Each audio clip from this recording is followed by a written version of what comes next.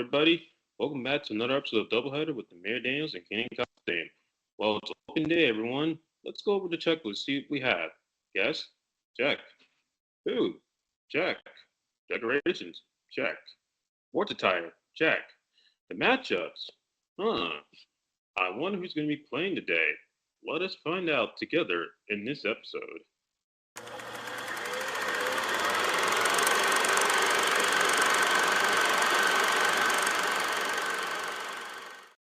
All right. Hey, episode 11. So we made it. Hard to believe it's episode 11, man. Yeah, it's good to be back with you. And yeah, we have a few opening day matchups to go through today. Yeah, and familiar faces and some surprises along the way. I see we got a guy from Indianapolis we might recognize, and an undrafted free agent, and also two guys who were drafted first overall in the second half of our episode. Oh yeah, for sure, for sure. So without further ado, what do you got first? Excuse me, what do you got first for us, Amir? We're going to go back to the year 2010, and we're going to take a trip to Houston, Texas. Anyone ever been to Houston, Texas, Keenan? I have not, but I've been to Antonio and Dallas Fort Worth. Well, I'm glad you brought up Dallas because it's interesting enough the Super Bowl was held in Dallas in 2000 or for the 2010 season. And speaking, getting back to Texas, I want you to keep this in mind for you and the folks on YouTube and Spotify. Is I got a image from USA Today Sports from when I purchased way back in December 2010. This involves the Houston Texans, and I want you to pay close attention to the stats right here. I'll read Okay, these out so loud for our Spotify audience. So Houston had a top 10 scorer offense in 2009, ranked 10th, total yards 4th, rushing 30th, but passing first. After the defense, they ranked 17th, tied for 13th in total yards, tied for 10th in rushing yards allowed, and 18th in passing. So just want to keep that in mind as we progress through this slideshow or presentation, excuse me, because we got to start. But before we get into the Texans, we got to start with the Colts. And do you know anything about the 2009 Indianapolis Colts, Keenan? um, was it the last year with Peyton Manning on the team, or was that the year after? No, this was actually their last time they made to the Super Bowl with Peyton. That's That was right. from Yeah, yeah. yeah. Unfortunately, we will be discussing that we get to the as we towards the end. So of course, Colts that year, another great season with Peyton, 14-2, division champions, made it to the Super Bowl.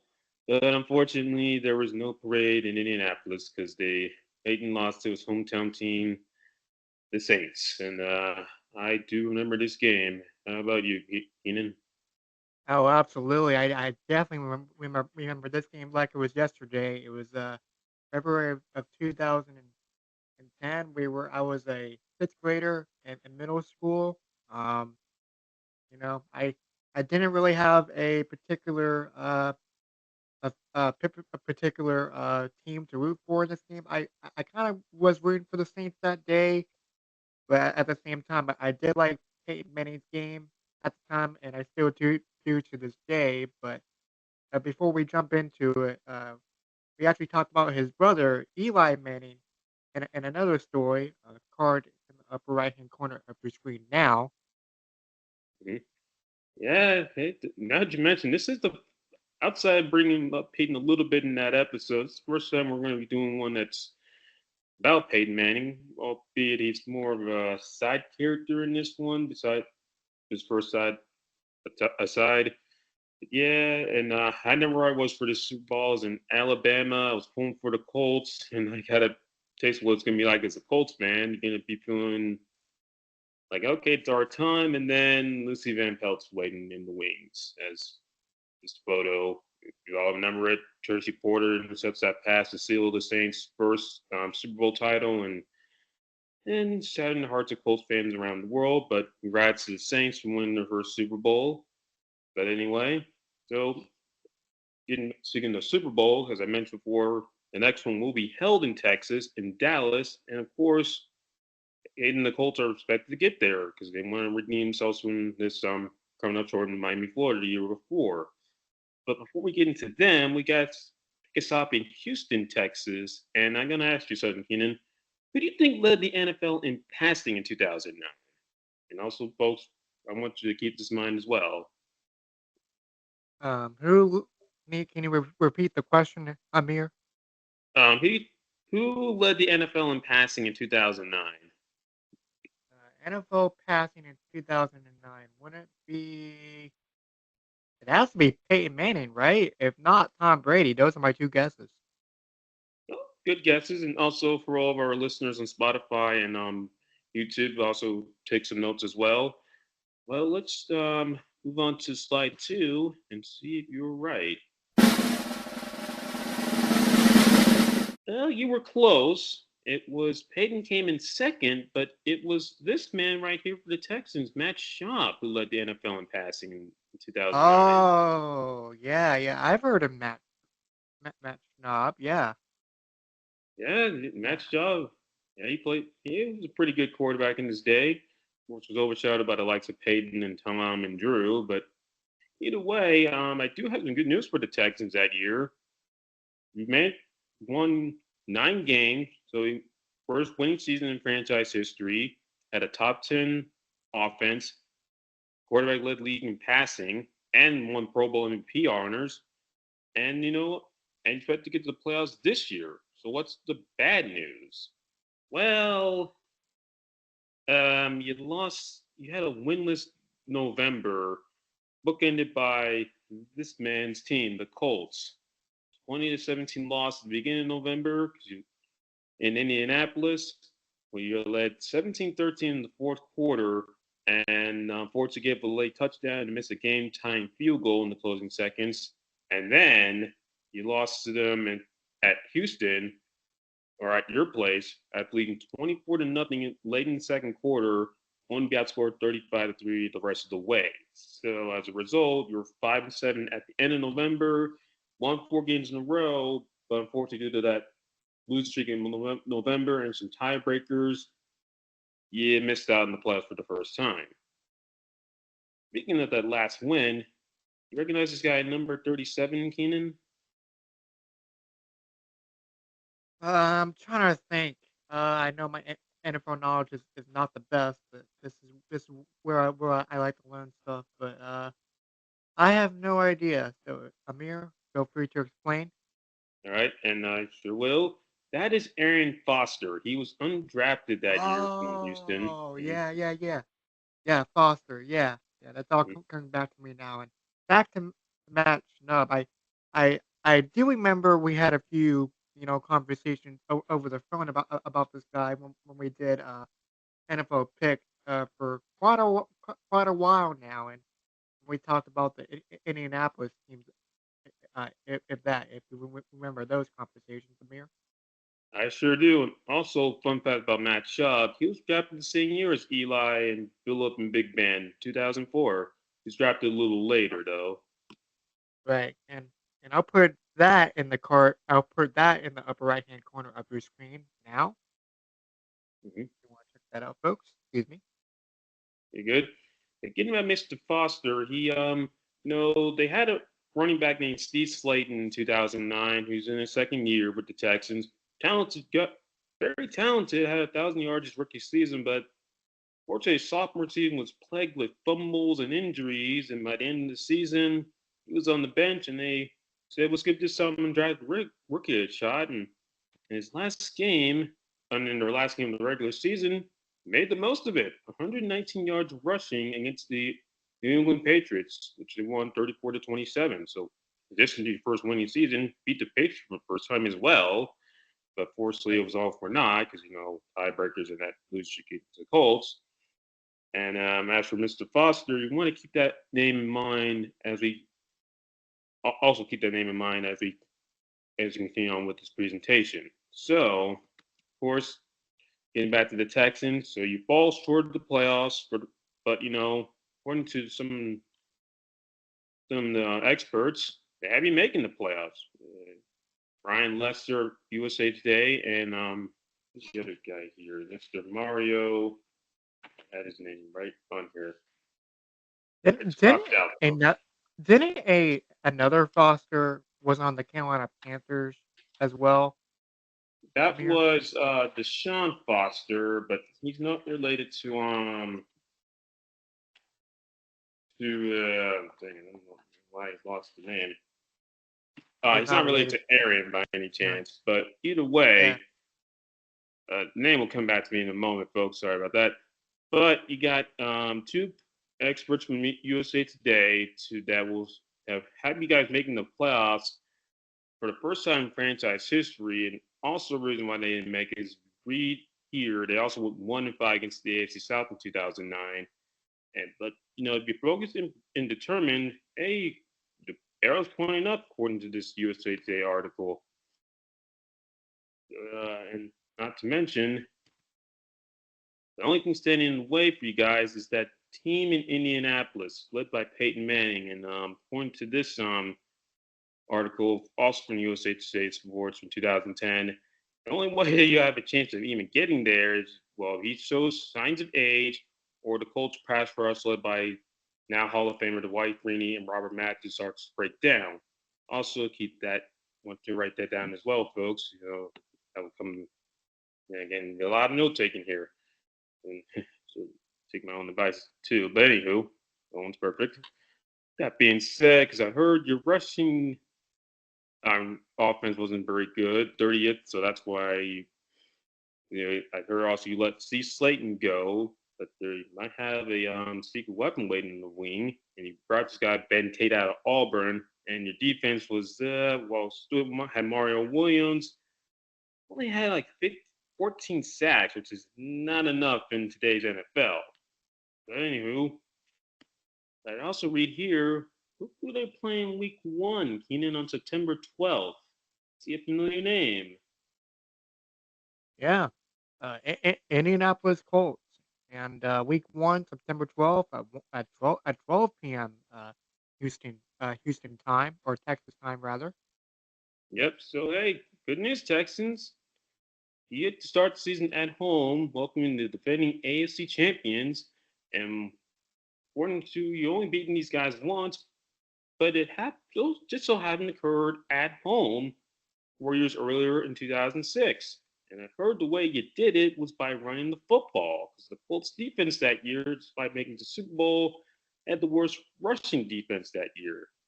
So, and you're getting a Colts team that's trying to get a bad taste out of your mouth, and and it's not like you got dominated by this Colts team. You had the lead both times, so I'm a Texans fan and or player coach on Texans. I'd be saying, no, we got a chance in this.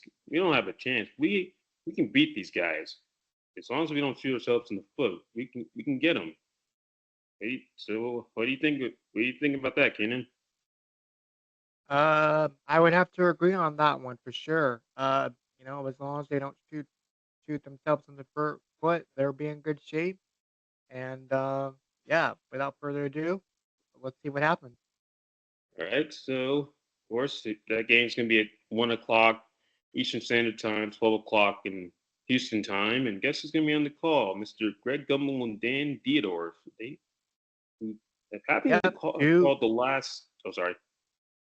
Yeah, it's okay. And two guys I am familiar with as well as commentators, so that's good there. And fun fact: this is the third year in a row that we covered a Colts Texans game at Reliance Stadium, and the one last year where the Colts was had that come from big. Well, excuse me, that both times Colts have come from behind both matchups in Houston. So yeah, it seems like Houston's been close of late against the Colts, but can't quite put them away. So let's see how things work out in 2010. So any predictions, Keenan? Any predictions for for this game coming up, right? Oh yes. Uh, well, I have the Colts schedule in front of me, but without looking at any notes here, I'm gonna say it's gonna be a 27-20. Maybe the Texans get it done. Maybe the Colts get it done. So if I had to choose, I'm gonna say Indianapolis gets it done again, and the Houston Texans will be 0-1 after one game. So All right, I would agree with Dax. You know, the Colts have had the Texans number. Houston's only beaten them once.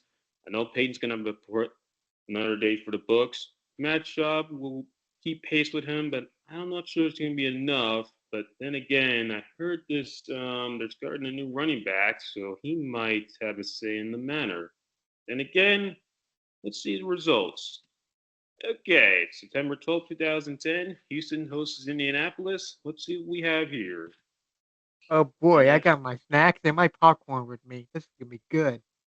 Oh yeah, so I see Peyton. I see you there. Okay, and I see Mr. Austin Collie. You're starting your second season in the NFL, and Matt Schaub and Kevin Walter. Yeah, I never recognize these names. Let's see what we got. All right, Peyton, you pretty good. Okay. Wow. Whew. That's a that's a lot of pass attempts. Yeah, a lot of pass attempts and passing yards, and again, I wanted to keep close to the passing yards. It's going to come.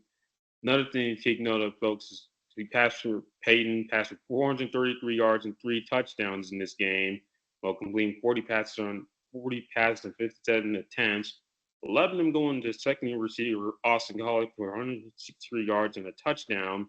Meanwhile, Matt Schaub only attempted 17 passes, but completed nine of them for buck 07 for in a TD to Kevin Walter that gave the Texans the slight lead at halftime, 13-10.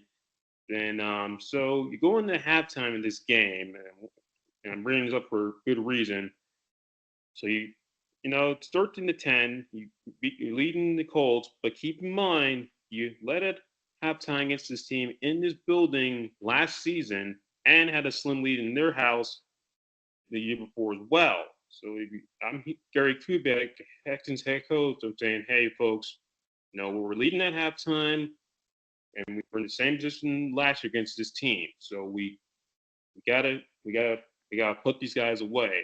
As for the Colts, you're only down by three points. So a touchdown, they not only take the lead, but it might turn the game in your favor. So I'm Jim Caldwell. I'm telling my guys like, hey, we're in first half wasn't it's a bit shaky, but we still got a 30 minutes left to play. We got a defense. We hold these guys tight. We can win this game. So wait. So what game predictions for the second half? And I've probably spoiled half of it already with Peyton stats. But either way, you got any predictions for the Colts and Texans, Keenan? Well, looking at these stats here, folks, he went 40 for 57 for 433 yards and scored three touchdowns. I would say my prediction's pretty close to being right, if not very close. So if I had to choose, Peyton Manning keeps doing what he's been doing, feeds the right guys with the ball, and but who knows? Maybe Houston will have a say in this. We've seen games where quarterbacks put up these types of numbers, but in hindsight, the other team have that have a say in this uh in this type of matter. And sorry, folks, I'm having a tough time speaking today, so my apologies. That's all right. But all right. So second half's underway, or better, second half results are in. Let's see if you're correct, Keenan. I see. Move over, Peyton. We got a new volunteer in town. New volunteer in town. That's strange. I do know he went to Tennessee, but what's up with volunteer? Uh, Oh, hold on. Hey, I recognize this guy, but he changed his number. Keenan, doesn't this guy look familiar? The guy with running the ball in the Houston uniform? Yeah, isn't that that's gotta be Foster, right? Or Yep, it's him. So yeah, same team, different number, same guy. yep, It's and went from Aaron 37 Aaron to Foster, the 23. Yeah, the guy I wrote down in my notes. Yep. Hmm. And why did I say move over Peyton, new volunteer in town? Well, like Peyton, Aaron Foster went to Tennessee. So how about that? Yeah. As for Mr. Eh, Sorry. As for Mr. oh, go. Foster, he had a big, not just a big day, a record-setting day. Look at that, 231 yards rushing. For 3 touchdowns, all in the second half too. So by the Yep. time Foster scored his third touchdown, an 8-yard run in the fourth quarter, the Texans held a 34-17 lead with 2 minutes in regulation. Yep. Wow. Yeah, you read that right, folks. So yeah, the Houston they outscored Indianapolis. What is that? 21 to 10. By the time they reached the 2 minute warning, and Payton hit I believe it was Reggie Wayne for a late touchdown pass, but by then it was too little, too late. And the number one I mentioned before, when the last time they beat the Colts back 2010 when they dominated the running game, dominated that game. Well, did so here. This new run for 231 yards by Foster. They finished with 257 total rushing yards and had the ball for 30 minutes and 53 seconds. So that's so yeah, keep Peyton on the sideline, and when he has to come on the field, he's got to be he and the Colts going to be passing the ball to they're down by double digits. But unfortunately, no comeback this time. Yeah. Another gotta live on for another day, as they say. So congrats to Houston for getting that done. I thought it was gonna be a high scoring game, which I thought it was going to be, but not like this. And looking at the stats too that I pulled up, and oh yeah, uh,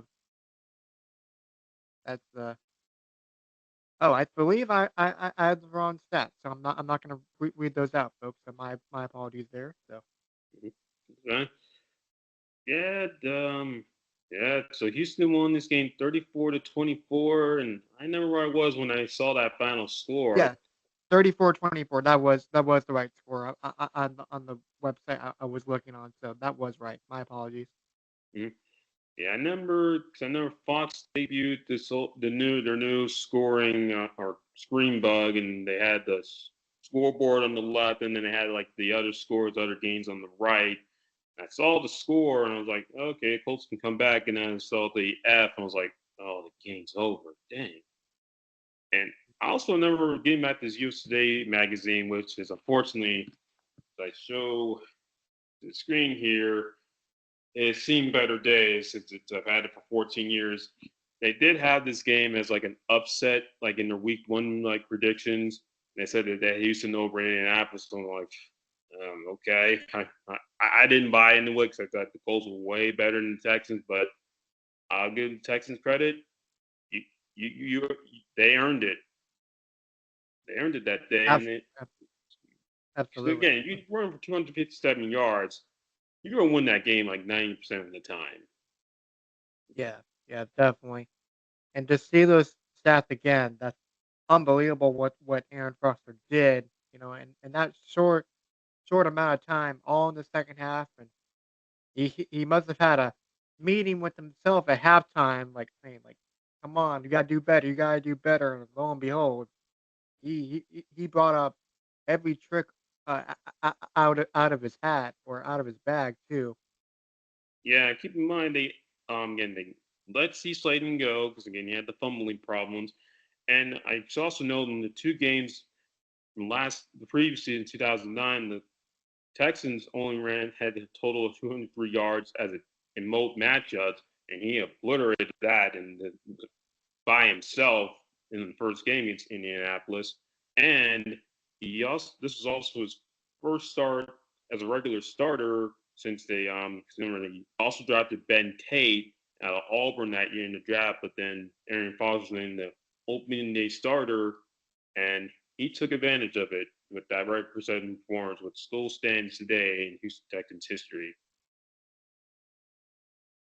All right, so Mhm. Yep. opening day's done. Colts are going to be licking the wounds, but Houston, this is a step in the right direction because Colts are the one of the powerhouses in not only your conference division, but also the AFC conference. So you beat them and you beat the Patriots last year, so that also gives you confidence.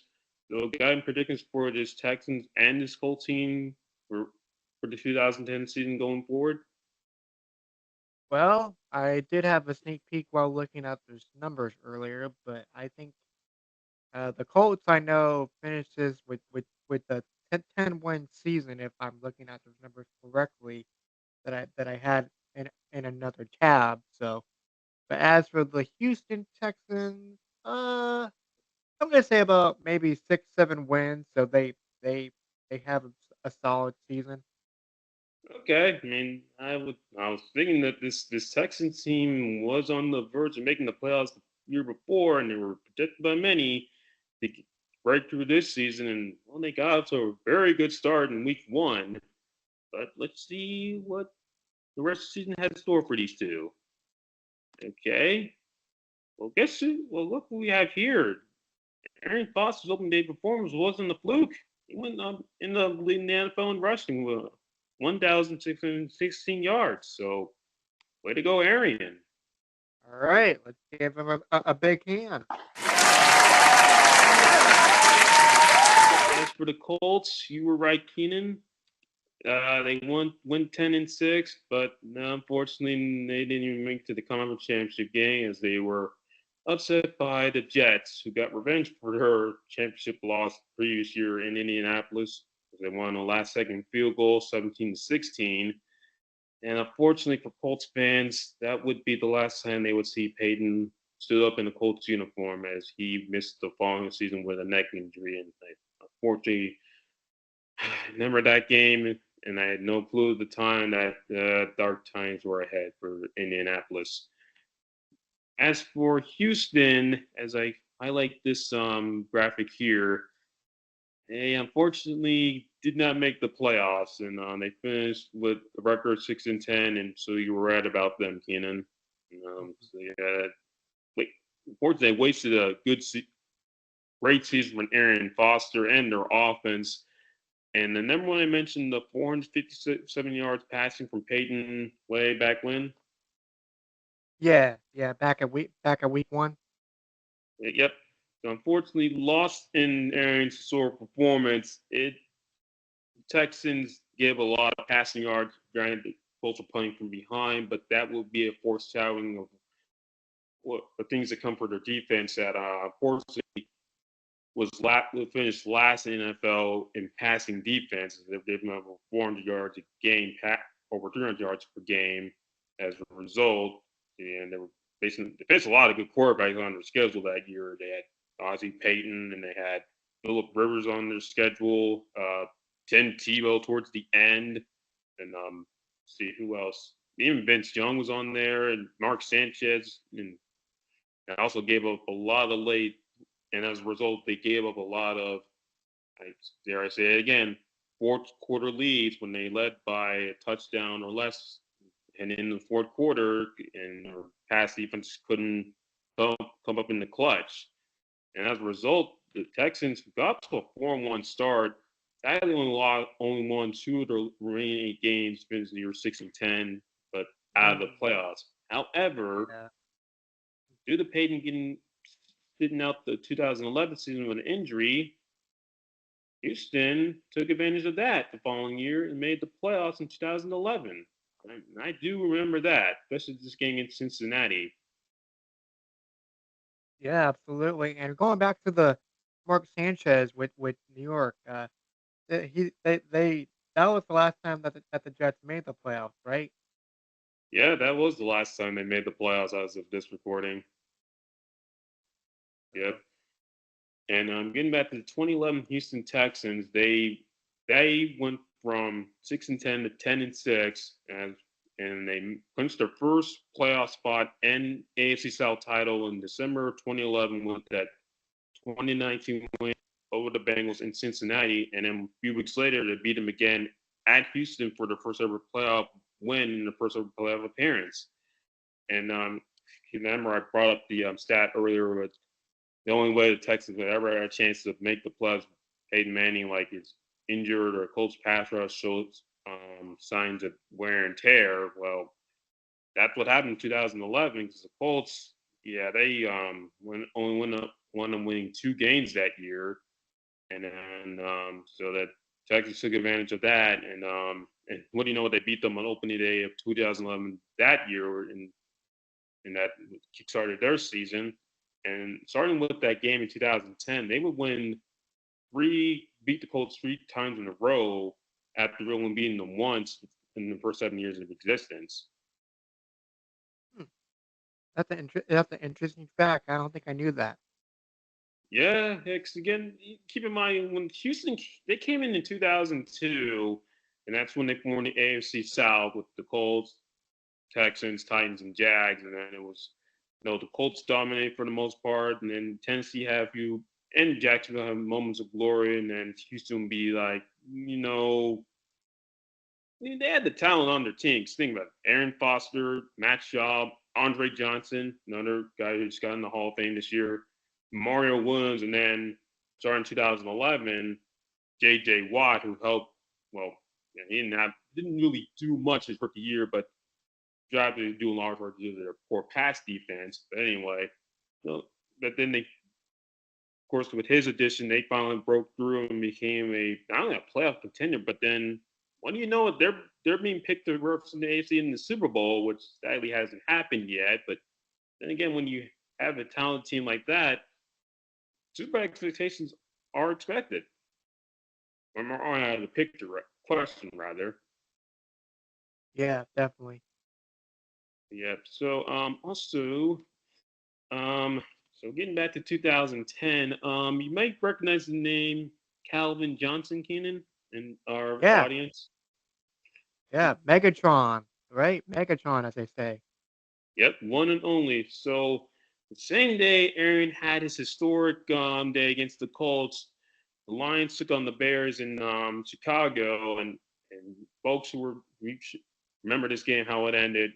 Lions were down by 5. Calvin or scored a supposed go-ahead touchdown, but unfortunately got overturned because of this. Unfortunately, started what the golden question: what is a catch? Because he lost possession of the ball allegedly as he went to the ground.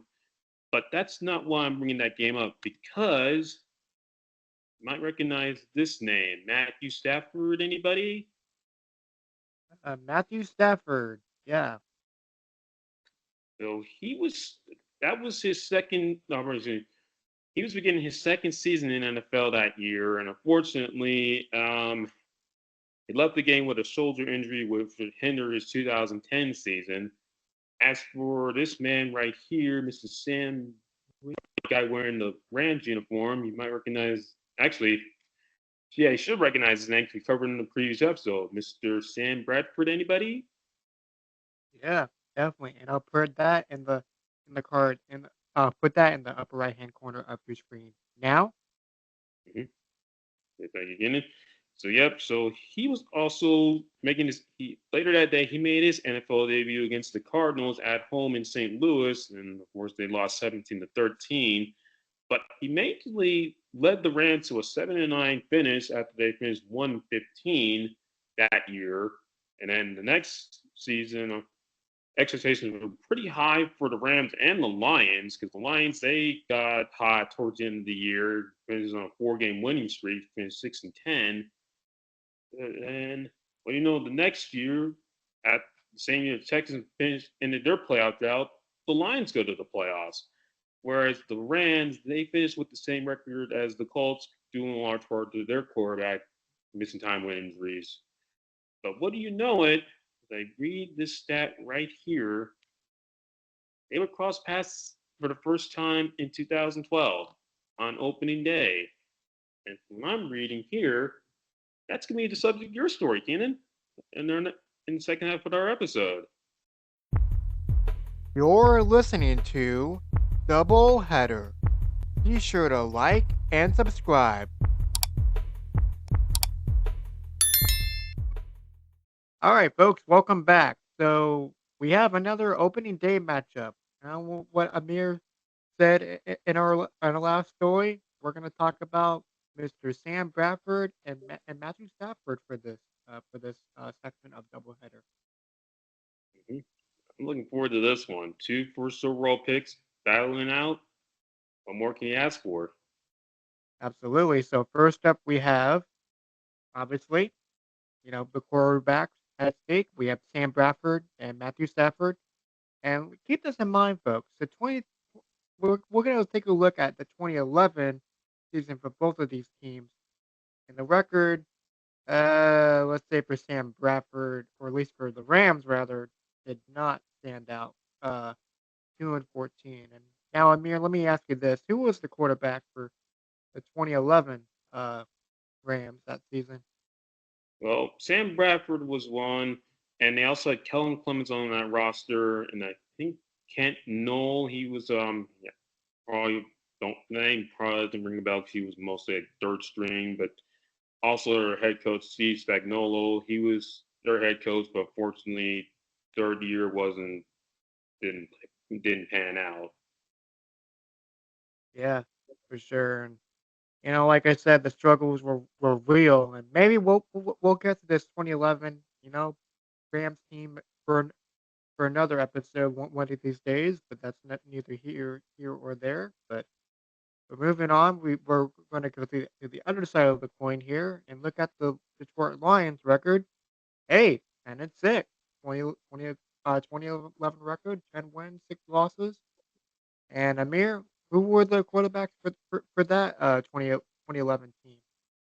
Well, Matt Stafford, who first time in his career that year played all 16 games because he was injury prone his first two seasons, and hence why the Lions only won a combined 8 games. And also helps out if you have Alvin Johnson to throw to. Yeah, and he'll come up later in the story. Don't you worry, folks. So Oh we yeah. talked about the yeah we talked about the two teams. We talked about the quarterbacks. We talked about their previous records. Now let's look at the pregame notes here. So we have the set date of September 9th, 2012. So Amir, where were you on September 9th, 2012? Well, I was here in my home in Matthews, North Carolina. Of course, I was a freshman in high school. I was looking forward. I was glad the NFL was back. Couldn't wait. The Lions were kind of a good season. Of course, fell short in the playoffs, and I had them winning by I know by 2 touchdowns. I know we knew picks back then, but the Rams were coming of a 2-14 season. I just like Lions are a much better team. This should be like 30-13 in favor of the Lions. Okay, so good predictions, good predictions. And for me, I was probably paying attention to more Carolina Panthers based games. It was my freshman year of high school, so I was you know in my first year of high school and getting adjusted, and so were you, Amir. And Mhm. with that, uh, so that's enough about me. But going looking at the rest of these pregame notes here, so we got the time of 1 o'clock. The location, Ford Field in Detroit, Michigan. And oddly enough, today for NASCAR, they will be in Michigan, if that, in the land of Brooklyn, Michigan, that is. So funny that we're recording this episode today while NASCAR is in Michigan at the moment. Did not know that. So, so yeah, that's an interesting fact. Anyway, but back to the attendance of this game of 62,315 people attended. The television distributor, Fox Sports Network. And Amir, you recognize any of these commentators in- on the right of your screen? I do. Chris Myers, I know he would did his fair share of Panther games around this time, and also has been doing NFL, does NASCAR. And Tim Ryan, he was with, I think at this, yeah, he was with Fox at this time. He was his colored commentator, and he's now, where another fan should recognize him, he does color commentator for their radio network. Hmm. Interesting fact. I did not know about that. I just knew that Tim Ryan was part of the commentary team, and yes, Chris Myers works works for Fox Sports, and when he's not doing any NASCAR stuff during the season for Fox Sports, he's usually doing some NFL stuff. So Chris Myers on the call as the main commentator. So let's see. We talked about the team. We talked about the players. We talked about the record. We went over the pregame notes. What's next? Game time. You're right. Game time matchup. So St. Louis Rams, and yes, I did correct myself from last time, folks, as playing the ST this time, not SAINT. So good Mhm. job, Keenan. Anyways, so we have, hmm, like I said, a new coach for the St. Louis Rams. To your left, Jeff Fisher. So what do you know a thing or two about Mr. Fisher, Amir? Yeah, he was the head coach of the Tennessee Titans slash Houston Oilers from '94 to 2010, and led them to their only Super Bowl appearance '99, ironically against the Rams, a 20-16 defeat. And after poor season in Tennessee 2010, Jeff Fisher took the year off, and then the Rams decided, no, let's give him another shot, and so let's see how it makes the most second opportunity. Yeah, well, tongue tied there. Hmm, It's all good. But yeah, did, I wouldn't say it better myself, but yeah, that's a good point. So with that, let's see the other side of the coin of the Detroit Lions, Mr. Jim Schwartz. So Amir, do you know anything about this guy? Yes, I do. He just led the Lions to their first playoff appearance since also in 1999, or in 1999 here, since the theme here. But then, getting back to Mr. Schwartz, he also was a part of Jeff Fisher's coaching staff in Tennessee from mid 2000s before becoming the Lions head coach in 2009. So obviously got familiarity with the with each other. Excuse me. Yeah. So some old friends Hmm. facing off each other. What's not to like, right? Yeah. So without further ado, NFL season is underway. Grab your snacks, grab your drinks. I got mine, folks. Got mine here too. But shout out Mountain Dew Baja Blast. But Mhm. um, Yeah, kombucha, can't go wrong with that, and French fries and popcorn chicken. I definitely got my popcorn ready. oh yeah, yeah. So before, well, this is a little off topic, but what's your go-to snack for game day? Me, Yeah. well, burgers, popcorn, French fries, and soda and some kombucha. Okay. I like some chips and dip. Can't go wrong with the hamburger. Hot dog and some soda pop. Like I said, shout out Mountain Dew Baja Blast, one of my favorite sodas. So Mm-hmm. with that, NFL season is just underway. So the Lions were able to march down the field in the first quarter. Detroit was able to get into the red zone at the St. Louis 3-yard line. Stafford's throw is picked off by Jarris Jenkins. Okay, getting off to a rocky start, Mr. Stafford. That's not the way that you usually play, but okay, maybe you can turn around. Hey, St. Louis. Meanwhile, we're able to go three to zero. Okay, so hey, the Lions did really good stopping the offense of St. Louis. So only gave up a field goal in second quarter. Lions marched down the field. Okay, looking good. Mm-hmm. 10:55 to go in the second. Throws a pass to another other than Calvin Johnson.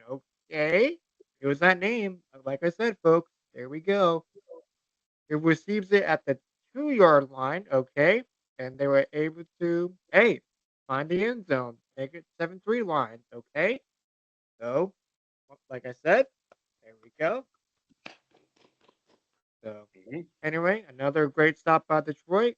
7-19.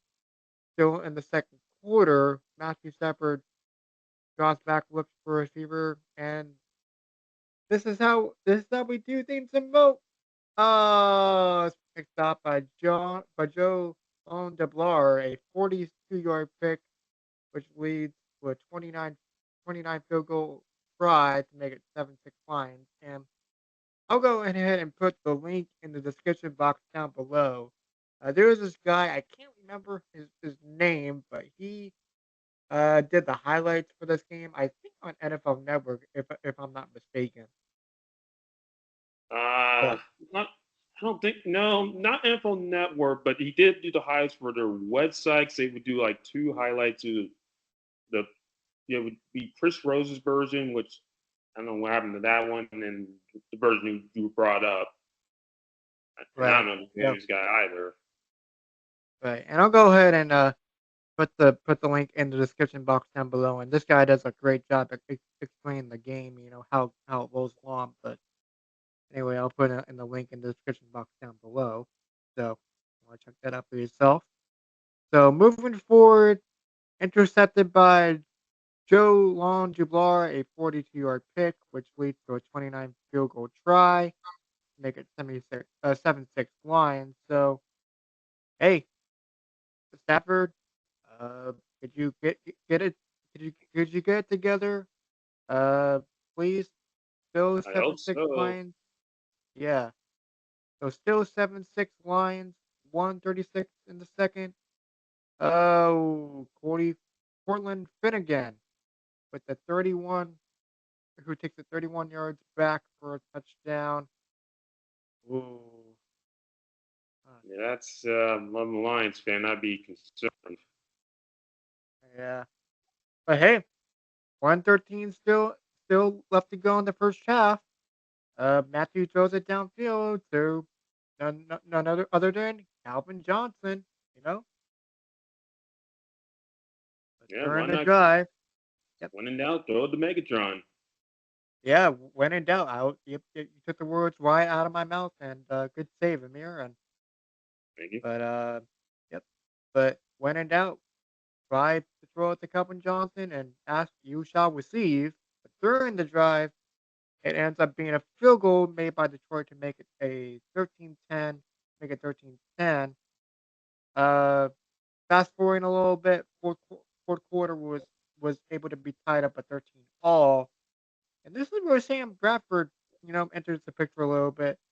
Throws a 23-yard touchdown to Brandon Gibson, but during the play, the offensive lineman gets hurt on the play after sliding his neck into the defensive player, and the offensive lineman did not return to action. I don't know who his name, but he made a severe impact between the player. So, so with that, In the ball. uh, Stafford still trailing 20-13. Makes a play downfield to Brandon. Uh, Brandon Pigru, if I'm saying that right. Excuse me, Pettigrew. Pettigrew. Who leads it to Kevin Smith for rushing for a touchdown from the Rams 5-yard line, and he was able to tie it up. Okay, I like it. So now it's Sam Bradford's turn. Now quickly drives down the field quite nicely, which leads to a 23-20 Rams lead. And now the last chance for Stafford. 2 timeouts left. 124 left to go. Matthew Stafford throws to Nate Burleson for 20 yards. Time continues to be a factor. Come on, they wanted to hurry up the offense. Let's go. Hmm. Despite having teams come out, so Stafford throws, hits his man with 30 seconds left to Calvin Johnson for 18 yards. And Matthew Stafford at the St. Louis 5-yard line with 15 seconds back. He throws it to Kevin Smith, who goes in for the game-winning touchdown. So, all right, Hmm. great job by Matthew Stafford and team there. Oh man, I was sweating bullets after reading those highlights a little little And bit. I know Lions fans were sweating because they were like supposed to win this game going away, and it's like trailing by 3 late in the fourth quarter. Yeah. So, anywho, this is the reaction of Jeff Fisher, and he was not happy. Yeah, for our Spotify listeners, yeah, when they scored that touchdown, Jeff Fisher was hands on his kneecaps and heard that roar of the crowd. He had to just put his head down, saying, "Dang, we had these guys." Yeah, they had him. They had him in their sights this entire time, and what about Mr. Jim Schwartz celebrating, happy, have his hands up in the air? More like just saying, "Whew, we dodged a bullet on that one." Uh, yeah, big time. So, and actually, I have the stats pulled up here according to the screenshot that I took. So Sam Bradford, 17 for 25, 198, touchdown. Okay. Matthew Stafford, 32 for 48, 355 yards, touchdown, three interceptions, and yeah, like I said, there was a lot of people involved on the Rams defensive end. Despite throwing those three interceptions, they were still able to hang on. So looking at these stats, Amir, uh, how do you think the Lions were able to hang on by the skin of their teeth? Yeah, and I was seeing updates of this on my old phone I got in the summer. I was looking at the updates. And I was just like wondering, man, why is this game so close? And I found out why Matt Stafford threw 3 interceptions. But part of the reason why, after the 2011 Lions team, they were able to win 10 games. They were very clutch in the fourth quarter. I think they had like 5 games where they had come from behind, and they did it again on opening day in 2012. But I think also Blair initially they did not have a good running game, and that year in 2011, and sadly didn't improve in 2012. But Kevin Smith, I know he got to a okay start, and then I don't know what happened to him. And then Joy Bell, yeah, he had a carry, 1 yard in the TD, but then all I remember from that point, I was just I mean, Mike Kell was sure, but I know he didn't do much in this game. As for the Rams, I mean, I gotta admit, I mean, they were competitive in this game. Their defense, as I mentioned in the previous episode, talented defense. I mean, look, Cortland Finnegan was from Jefferson, Tennessee, had a pick six. Janoris Jenkins, a rookie, would go on to has had a great career in the NFL, made his impact in his debut. And also with the Rams offense, just again, they saw flashes of it, but just couldn't quite break through. Because again, they could have gone for a touchdown and late in the fourth quarter, maybe before his lines go for a game time touchdown or 2 point conversion had they not stalled late in the fourth quarter. Yeah, that's perfectly summarized for sure. But let me go ahead and read these for our listening audience here. So Sam Bradford, like I said, 17 for 25, 198, one touchdown, zero interception. Brandon Gibson, four receptions, 51 yards, average 12.8. Uh, rushing average, excuse me, a one touchdown of 23 was the longest of the day. Colin Finnegan with that major interception with 31 yards, one touchdown. So John Long Dunbar, one interception, 42 yards. Generous, am I saying that right? Generous? Janoris. Janoris, give me Janoris Jenkins, one interception, 34 yards. And Matthew Stafford for the Lions, 32, 48, 355, one touchdown, three interceptions. Kevin Smith, 13 carries, 62 yards, average of 4.8 per carry, one touchdown. Renick Bell, one carry, one yard average of one carry, one touchdown on the day. So hey, he found the end zone if you like it or not. So Hmm. And Calvin Johnson was not able to find the end zone, but hey, I still think with 6 receptions, 111 yards, 18.5 yards for him, average. 51 was the longest of the day for him. So I still think he played a factor in this. Oh yeah, I mean definitely. And like I said, when in doubt, throw the Megatron. When in doubt. So with that being said, that will be the end of my presentation. And so, Amir, uh, looking at these two stories here, what are the comparisons and what are the differences between the two? Well, before we get into that, I do know that Lions team unfortunately finished 4-12, and then the Rams, we mentioned because it's the same team covering the international episode. He finished 7-8-1, and the Lions were 4-4 at the halfway point, and then went winless from the rest of the way. Whereas the Rams, they hit a cold streak in October and into November, but then caught fire. But by the time they did, it was too late. But getting back to the Lions, it's very similar to the 2010 Texans. Aaron had a historic season, led the NFL in rushing, and then for Calvin, he set an NFL record for most receiving yards, 1,964. But unfortunately, the Lions just couldn't take advantage of that because as was the case with 2010 Texans against Peyton Manning with their pass defense.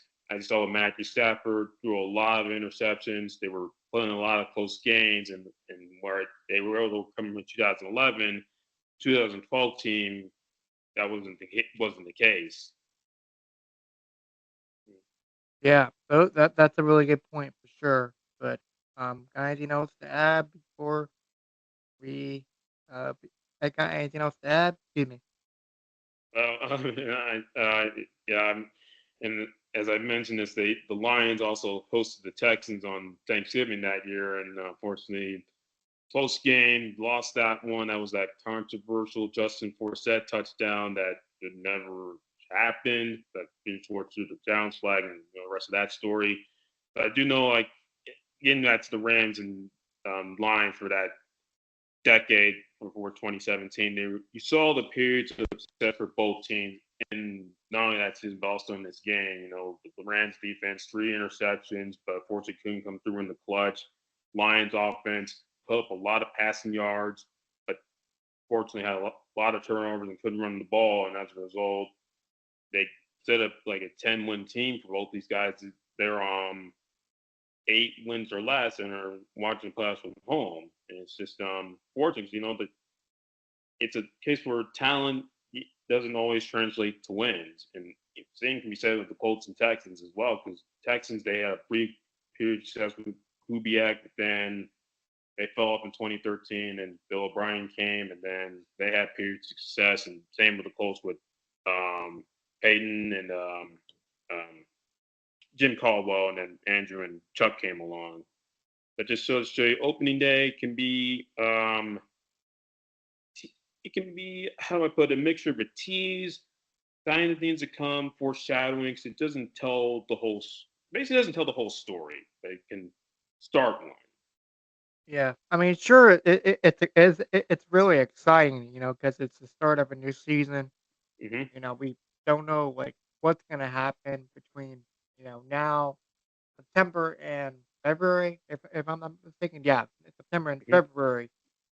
If you're able to make it that far, that's great. So, maybe for some teams, hey, just like the when I give an example here, like the Carolina Panthers that finished abysmal 2-14.